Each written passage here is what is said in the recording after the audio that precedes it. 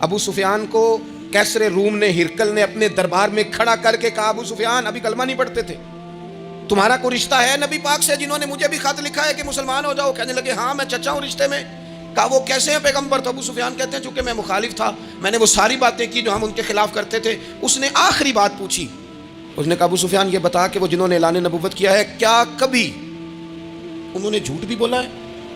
تو ابو سفیان کہتے ہیں کہ 1 منٹ کے لیے میں نے کہا کہہ دوں، مخالفت تھی نا، تو پھر میں نے سوچا یہ تو عرب کی وفاداری کے خلاف ہے، عرب میں سے تو کوئی جھوٹ بولنا پسند ہی نہیں کرتا، اور پھر میں اگر حضور کو معاذ اللہ جادوگر شاعر کہوں گا تو شاید کسی کو 1 منٹ کے لیے متوجہ کر سکوں، اور نبی پاک نے جھوٹ بولا ہے،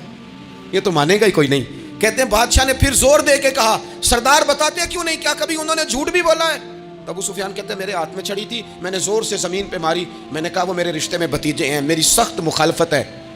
میں ان کے خلاف میدانوں میں نکلتا ہوں، جنگیں لڑتا ہوں، کبھی وہ غالب آتے ہیں کبھی ہم آتے ہیں، لیکن میرے سامنے وہ پیدا ہوئے،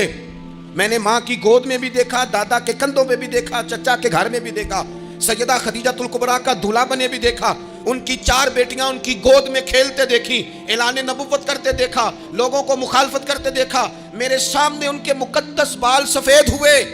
میرا اختلاف اپنی جگہ پر بادشاہ میں قسم اٹھا کے کہہ سکتا ہوں اس محبوب کی زبان سے جب بھی نکلا ہے حق اور سچ نکلا ہے۔ اسیر دشمن کی چاہ میں بھی، وہ مخالفوں کی نگاہ میں بھی امی ہے، صادق ہے، معتبر ہے، میرا پیغمبر عظیم تر ہے، میرا پیغمبر عظیم تر ہے، میرا پیغمبر عظیم تر ہے۔ جھوٹ نہیں کبھی حضور نے بولا۔ کہتے میں نے جواب دیا تو سناٹا چھا گیا سارے دربار میں، کتنے اس نے سوال پوچھے، گھنٹوں بعد ہو، سناٹا چھا گیا۔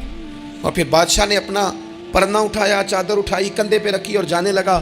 تو میں نے پیچھے سے پلٹ کے کہا بادشاہ اتنے تو نے سوال کیے، اتنے میں نے جواب دیا، رزلٹ کا بھی تو اعلان کرنا، نتیجہ بھی تو دینا، کیا نکلا؟